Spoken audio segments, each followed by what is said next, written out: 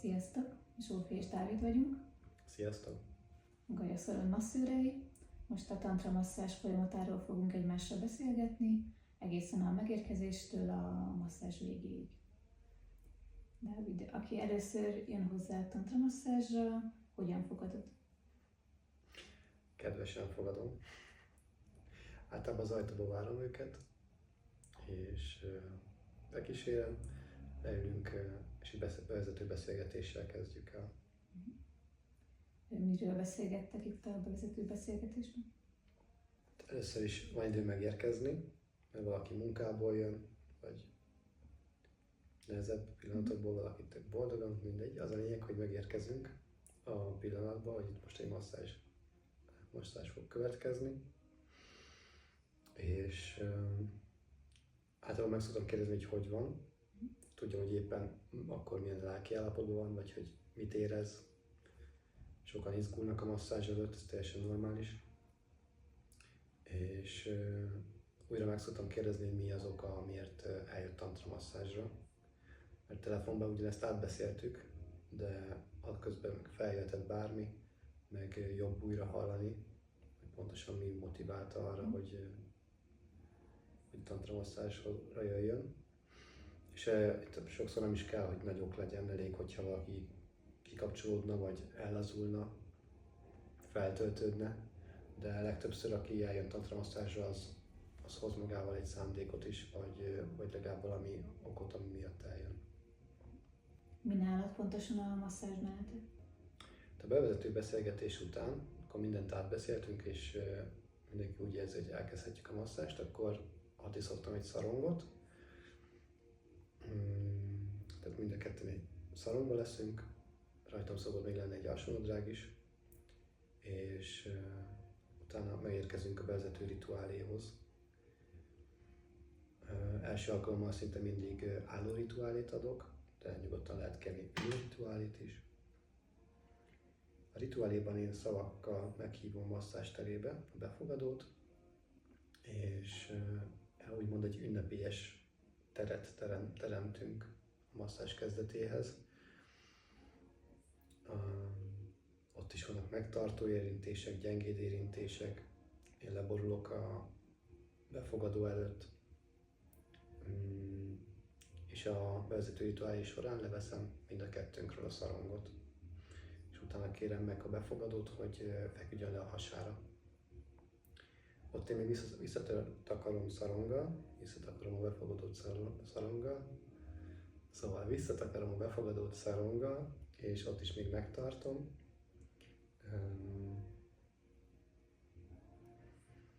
El szoktam mondani egy bevezető mantrát, és utána veszem le róla újra a szarongot, és utána beolajozom az egész hátát, adok neki háti oldali masszást, utána megkérem, hogy forduljon át, és adok egy hasi oldali masszást is.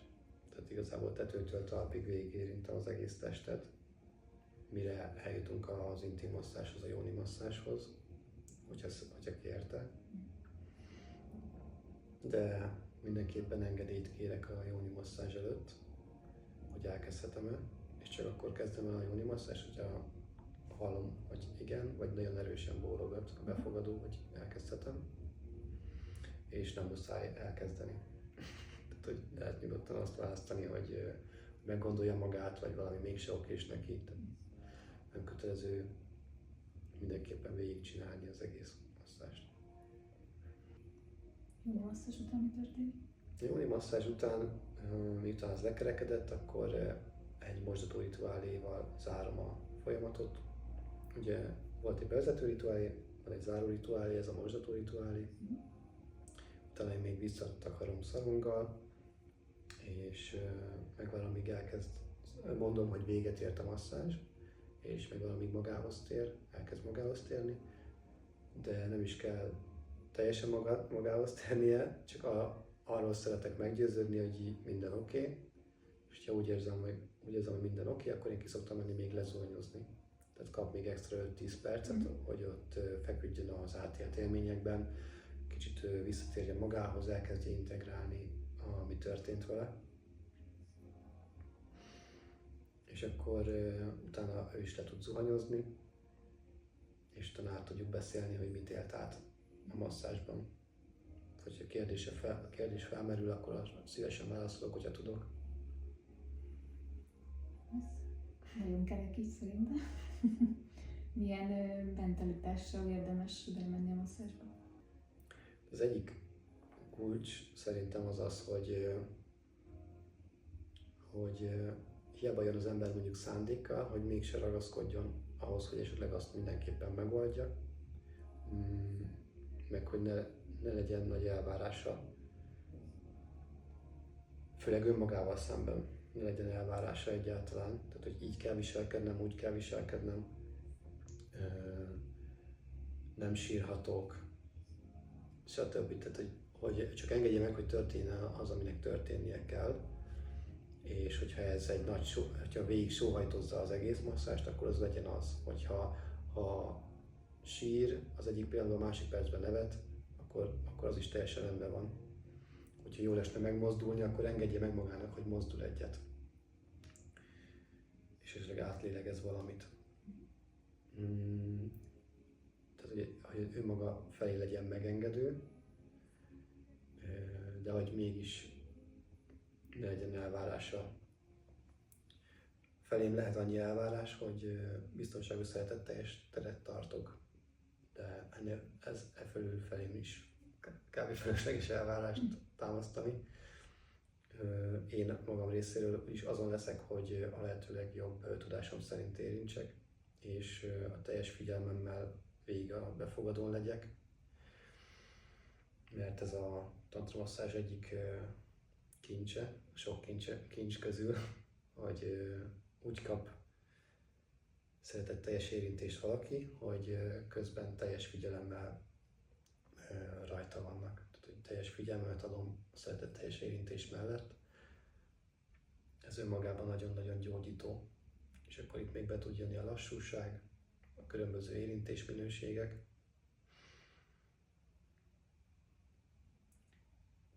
Miért fontos, hogy ez a masszázs egy darab legyen? Ez azért nagyon fontos, mert az is egy disztrakció, hogyha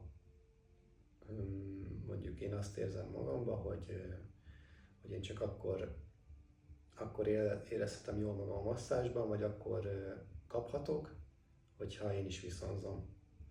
Hogy a másik kincs ebben a masszázsban, hogy itt nem kell semmit tenned, nem kell megfelelned, de nem is kell viszonozni, hanem csak egyszerűen úgy, ahogy vagy, befogadsz. És tudod azt gyakorolni, hogy milyen érzés az, amikor te csak kapsz, anélkül, hogy viszonoznod kéne.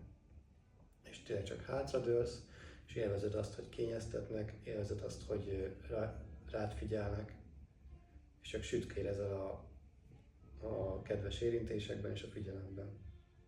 És hogyha azon kezdünk el gondolkozni, hogy milyen jó lenne visszaérinteni, vagy milyen jó lesne, hogyha visszaérinthetnék, akkor az már kizökkent az önmagunkkal való kapcsolódásba, az önmagunkból való figyelésbe. És a másik, ami még fontos, lényeges eleme, hogy befogadó az önmagához kapcsolódik, és tele van jobban rálátni a saját működésére, a saját lényére. Van lehetősége belesüppedni az érintések folyamába, megtapasztalni azt, hogy esetleg egy teljesen átlagosnak tűnő simításnak milyen mélysége lehet, vagy milyen jól eshet, akár hogy valakinek megsimítják a nyakát, vagy kezét, lábát, mindegy. Tehát, hogy inkább ezekbe az érzetekbe érdemes belesüppedni és belengedni magát az embernek, mint hogy a viszonzáson gondolkozzon. Vannak esetleg másfajta disztrakciók is, amik felmerülhetnek? Persze, végtelen sok.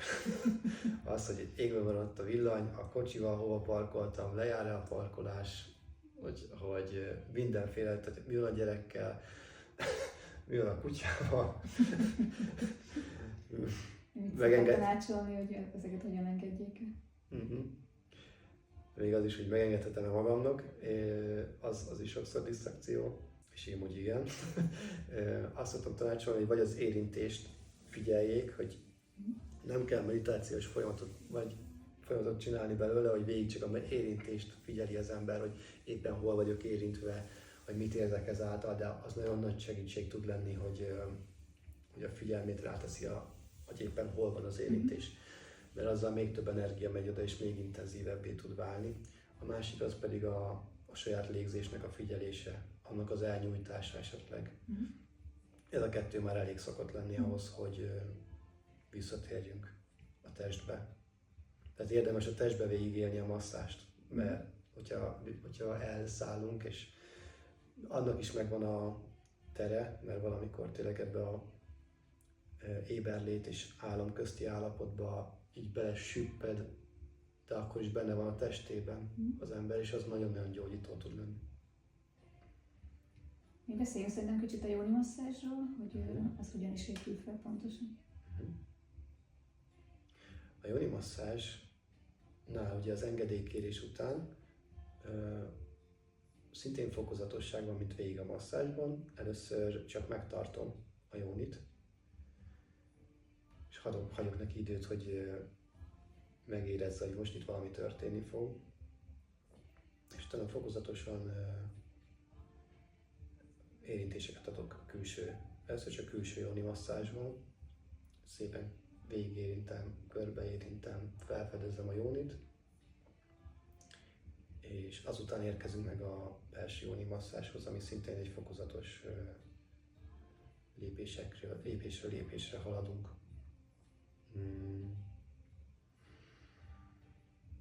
Ott különböző pontokat, foltokat érintek, valamikor erősebben, valamikor gyengédebben. Nyilván, ahogy látom, hogy lehet erősebben, akkor intenzívebben érintem a különböző pontokat, de olyan is előfordul, hogy például rányomulok egy olyan pontra, ahol fájdalom van, egy fájó pont. És akkor itt több lehetőség van, és ez a masszázsra végig vonatkozik, hogyha bármikor megjelenik benned egy nagy nem, akkor azonnal szólj, és akkor lelassítok, megállok, és akkor változtatjuk az irányt, vagy tudass velem, hogy mi volt, ami nem volt oké. Vagy az is lehet, hogyha tudatosan érzed, hogy oké, ez egy kicsit kellemetlen, vagy kicsit nem komfortos, vagy esetleg fájdalmas, de tudatosan azt tudod dönteni, hogy szeretnéd, hogy tovább legyen érintve, masszírozva, akkor választhatod azt, hogy nem szólsz, hanem hagyod, hogy történjen, de ennek egy tudatos döntésnek kell lennie. Nem csak azért, tehát ugye ne azért lesz, hogy nem mersz szólni, hanem nyugodtan lehet szólni, van rá tér, épp úgy, mint a sírásra, a mozdulatra, mindenre úgy arra is van tér, hogyha szólsz, és nagyon megköszönöm, mert ugye nekem ez segítség. Hiába vagyok teljes figyelemmel rajtad, lehet, hogy valami elkerül a figyelmemet, vagy valami olyan hirtelen változik, hogy nincs időm észrevenni, és akkor nagyon nagy segítség, ha kiszólsz magadért, és részt veszel a saját biztonságodban annyival, hogy szólsz, hogy oké, ez nekem sok, vagy hogy csak ha fölteszed a kezed, akkor már látni fogom, hogy valami van, akkor lassítok, vagy megállok, és akkor akár hiába nem beszélgetős masszázs, ilyen esetekben tudunk beszélni, hogy mi történt, és hogyan menjünk tovább. Még hogyan segíthet, hogy ezek a fájó pontok tisztuljanak? Még az lehet, hogy belelélegzel, hogy átlélegzed, miközben masszírozom, átlélegzed, és így belelazulsz abba a pontba. És én szoktam váltogatni, hogyha valahol nagyon fájdalmas, akkor esetleg átmegyek egy olyan részre, ahol tudom, hogy még biztonságos volt, nem volt annyira fájdalmas, és akkor így elmosódik a kettő. A masszázs utáni időszakra van-e valami tanácsod, hogy hogyan integráljanak? Hát nagyon javaslom azt, hogy a masszázs után legyen tiéd az idő, tehát hogy ne kelljen mondjuk egy cégalapítást létrehoznod masszázs után, vagy valami komolyabb feladatot, hanem hogyha tudsz, akkor legalább 1 órát vagy 3, készülj úgy, hogy utána magaddal legyél. Mert lehet, hogy lassabb leszel, több időre van szükség, több megértésre, könnyedségre. Sokan valaki tele lesz energiával, valaki úgy lesz tele energiával, hogy legszívesebben közben aludna, valaki tényleg egyből legszívesebben aludna. Tehát, hogy ezek mélyebb folyamatok, és ilyenkor érdemes időt hagyni, meg teret hagyni arra, hogy visszatérjünk az átlagos életbe. De hogy nyilván tehát, hogy azért, tehát, hogy